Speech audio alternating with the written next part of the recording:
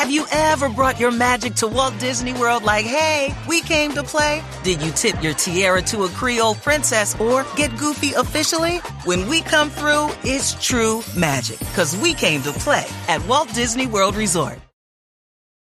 Is this house a good price compared to others in the area? Are prices going up or down? If I don't make an offer right this very moment, will I miss my chance? These are just some of the questions a home buyer might ask. And these are the sorts of questions an agent who is a Realtor can help answer. Because Realtors have the expertise, data, and access to specialty training to help you navigate the process of buying a home. They provide support, guidance, and have your back every step of the way. That's what Realtors do, because that's who we are. Realtors are members of the National Association of Realtors. Hey, yo, what's good? Check it out. This your boy, Elder Sensei, one half of the legendary Artifacts. You are right now in tune to my man, Tim Einenkel, at the library on rapstation.com. Let's get it popping, y'all. Artifacts. Peace, Elder Sensei. I'm out.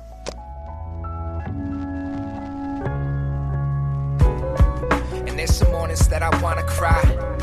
Feel like I'm mourning, but nobody died. Put on some music, take a morning drive. Try to remember that there's more than I made a promise and I swore to God I'll break that promise around 4 or 5. Me and you, we got some more to hide. Feel like I'm losing. His new album coming out, Look What This World Did to Us, drops April 7th. Red Pill, welcome to the library with Tim Einenkel on rapstation.com. How you doing? So as mentioned, the name of the album is Look What This World Did to Us. What was your mission going into the album, and did the purpose of the album change as you were writing the tracks? I was actually working on a whole other record, and Mello kind of hit me up and was interested in doing this project, which featured more Mello producers and collaborators, and then a few of my friends that I wanted to work with. So it started off really as kind of this haphazard thing that I wasn't sure where I was going with it at all. And as I got into it, I started to realize that it was going to be something more important for me as my solo debut with Mello. And it didn't really, I guess the purpose didn't really come until I kind of got most of the way into it, where I realized, like, I wanted to make this record kind of like a novel, where you listen to it and it almost sounds like an old dusty used book, where it smells like that, where it feels like that, and that's kind of what I wanted to do with it. So we ended up, even in the recording process, like, it's got a really dusty feel that I like. I wanted to make it thematic, where from start to finish you're getting a really solid listen. This isn't something that I don't think you're going to have singles that pop out. This is a start to finish. You hit play and you end it, and you've kind of gone through this experience with an album in the same way you wouldn't just read singular chapters out of a book. You don't need to listen to singular songs. This is a start to finish product. It's like, that's all right. Maybe in another life. I'm just trying to get my business together. I'm just trying to get my business together. Just trying to get my business together. And it seems just on reading up on the album and kind of reading up on your Bandcamp page and stuff you mentioned, that there's, I mean, kind of what you mentioned now, but like there's different themes to this album.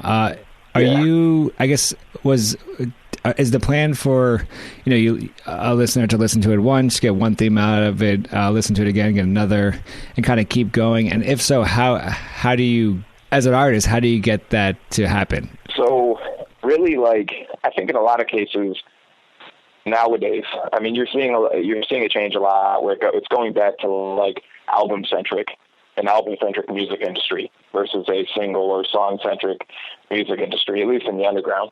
For me, I could say, okay, I want to write a song about my girlfriend, or I want to write a song about how my job sucks, or whatever, and you kind of pinpoint these very specific song ideas. But for me, what I wanted to do was make sure that things like a relationship, like instead of writing a love song, this whole album kind of touches on what it means to be in a relationship. There isn't just like one really sad, heartfelt song. Like the whole album kind of feels like that. The idea of like youthfulness and losing your youth comes up a lot in this album. So it's not just one song about how it sucks growing up. It's like the whole album feels like that.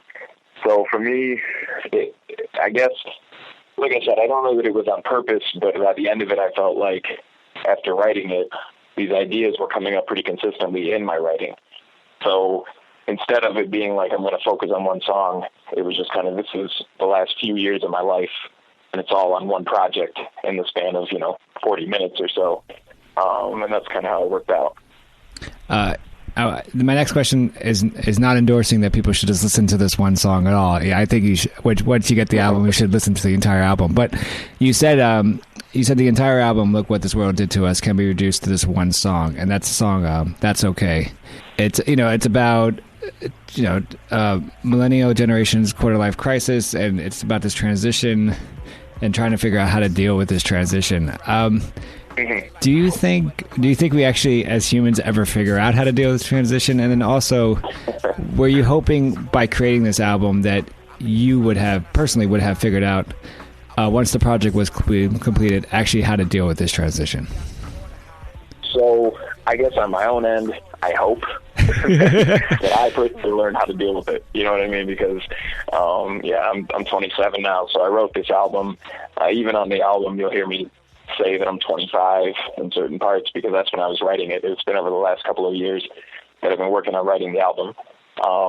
And getting into my upper 20s now, I don't really feel a whole much lot better about things and how to deal with life. But I do think that at some point, the more I talk to people that are a little older than me, it seems like, the 20s are, I mean, it's cliche, but the 20s are the new teens and the 30s are your new 20s, where you're really starting to figure things out in this day and age in the 30s. So I hope that that's what happens. And I guess for me, like, when I was writing it, I mean, it's always like kind of a catharsis when I'm writing. Like, it's going through these phases of life and kind of taking a snapshot of 2 to 3 years of my life and putting it into an album. So it helped. It definitely helped, and kind of got me through some things that, there's leftover lingering parts of it. But for the most part, I do think I figured out a lot more about myself through writing this record. The lead single off the album, called Look What This World Did to Us, talks about being a relationship where one person drinks a lot and the other person has decided that they have to leave. I was curious, is this track autobiographical? And also, if it's not, or if it is, what happened to the person who did drink a lot after the other person left? So it is autobiographical. So basically, came to a point. I've been with my girlfriend for actually 10 years now, so a long time, since high school. And she's been with me through ups and downs, and she stood by me in everything. So I don't want the album or the song to convey any kind of, it wasn't her fault in any way. You know what I mean? That this is me writing about my issues with drinking, and really more depression that kind of led to drinking. And we're still together. Basically what had happened is it just kind of got to a point where, I was in one of the worst depressions I've been through in my life. I've dealt with it since I was a kid, and I think most people do at some point deal with depression in their life. But I've been working at this plant after I got out of college, and it just turned into this way longer than I thought it was going to be. I worked there for too long, and felt about everything, like my music career. I didn't know what was happening with that, which was the goal of getting out of school and going after your music, or going after my music. And things weren't working out how I thought they would. That all kind of compiled, and I just became like negative. I just became like a person to be around, I guess. And what happened, she ended up just saying, like, I'm gonna take off. I'm gonna leave and give you some time to work things out. She ended up not leaving, which was good for me. She's important in my life. She's a rock for me. But yeah, so it was definitely autobiographical. We ended up being fine. In the end, it kind of woke me up. So. Not just that song, but I think obviously this album seems like a very extremely personal album, and I think visually nothing really highlights that more than the video for the track Rap Game Cranky, where it's just you at a Friday night, you're drinking, smoking, watching TV, eating pizza, and then passing out.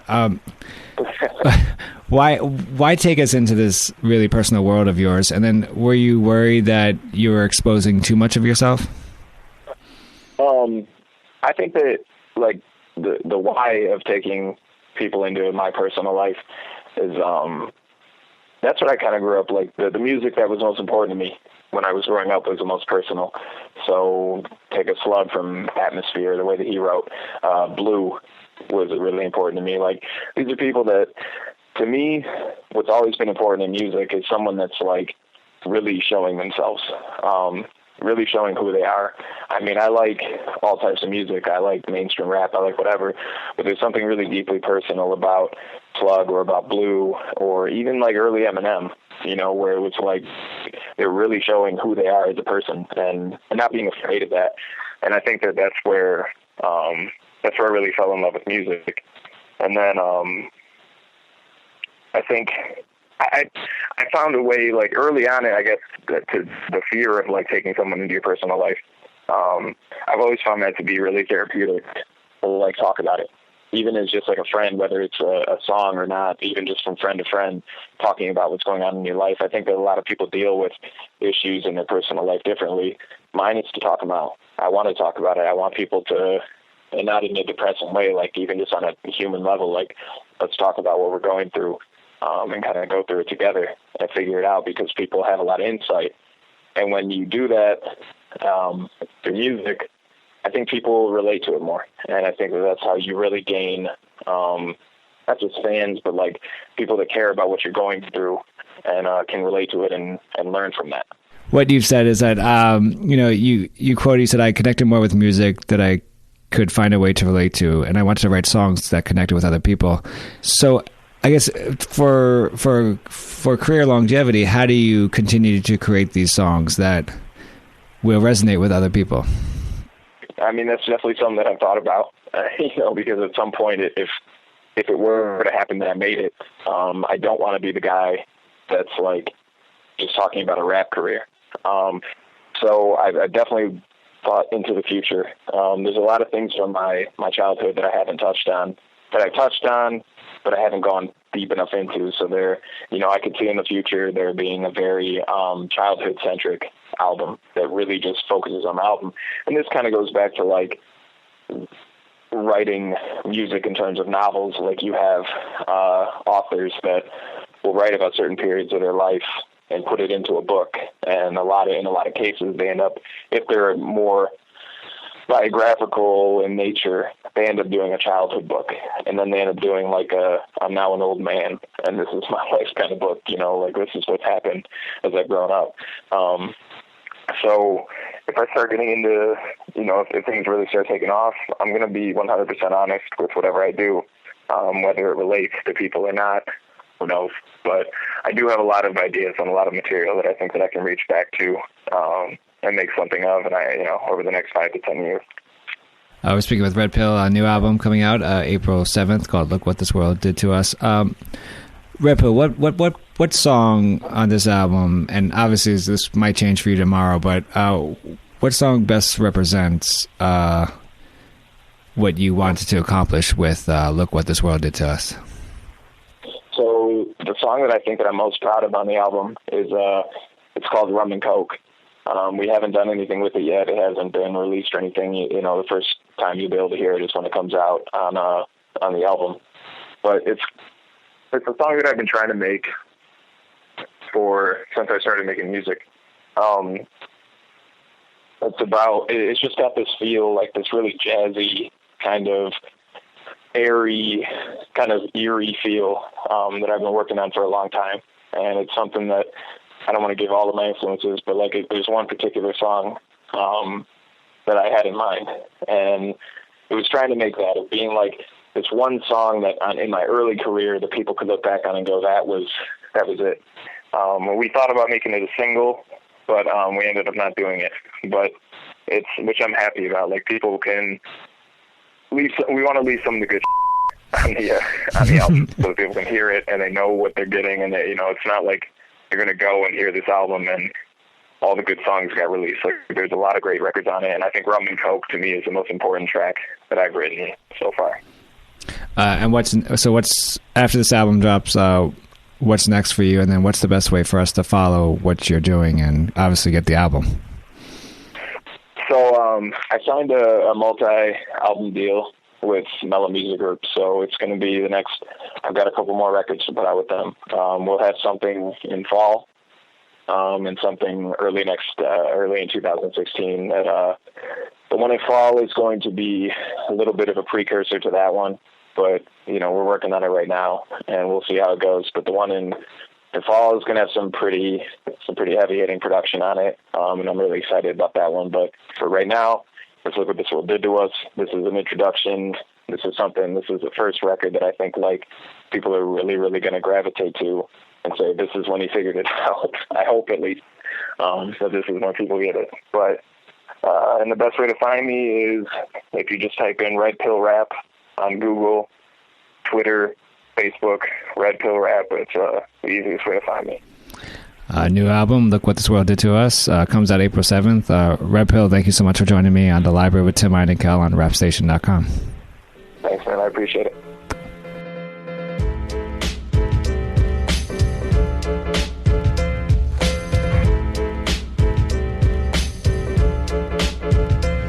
I got that we gotta talk text. Now everybody knows what's next, so I don't even gotta say it. My heart dropped. Relationship was on those hard rocks. There was part expected and part shock, but I can't believe I let it go this far. No, I can't believe I let it take what's ours. That decision that you made was hard. Now I know that I was drinking a little bit too much, and if it means anything, I know I screwed up. And if it means anything to you, I understand that you did what you had to do. Cause if you left me, it might fix me. But I think we both know my history. Now maybe this is for the best. Didn't think it could have got much worse, but now look what this world did to us. We still feel like kids to us. So let me drink this beer alone, because you left me here alone. Now look what this world did to us. We still feel like kids to us. So let me drink this beer alone, because you left me here alone. Now look what this world did to us. I had this feeling in my stomach. You were gonna leave me, ain't no other way to cut it. I'm addicted to this shit like I love it. And in the end it might have hurt us, baby. Off it, let me go. Leave me on my own. Leave me with our history. Leave me in our home. Leave me on this couch. Leave me with this rum. Do what I do best. Sit alone, get drunk, and blame it all on them. Blame it on this world. They took my friend. They took my girl. They took my heart. They took my trust. They took my soul. And they took us. So just let me go. Leave me on my own. Leave me with our history. Leave me in this home. Leave me on our couch. Leave me with this rum. Do what I do best. Sit alone, get drunk, and blame it all on them. And blame it all on them.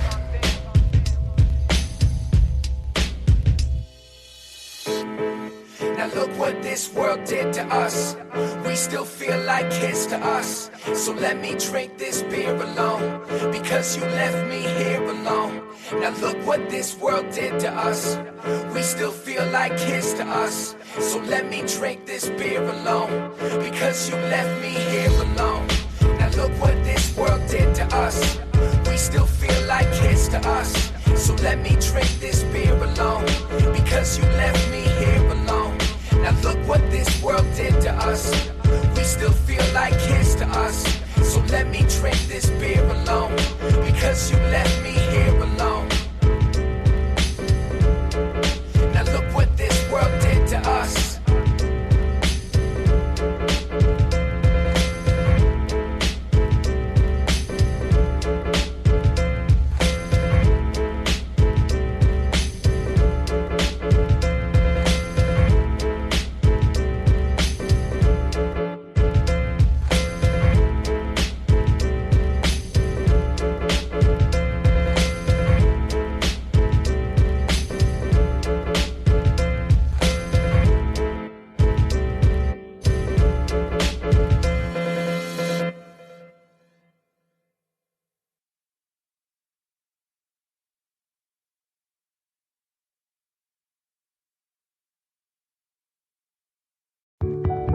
A lot can happen between falling in love with a house online and owning it, between imagining living there and breathing in your new home for the first time. Having an advocate who can help you navigate the complex world of financing, inspections, negotiating, analyzing the market, and talking through any anxieties that may pop up, that can make all the difference. That's what the expertise of a Realtor can do for you. Realtors are members of the National Association of Realtors and bound by a code of ethics, because that's who we are.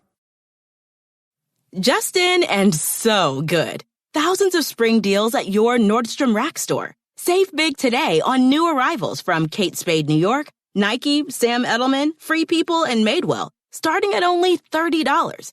Great brands and great prices on dresses, denim, sandals, designer bags, and more. So rack your look and get first dibs on spring styles you want now from just $30 at your Nordstrom Rack store. What will you find?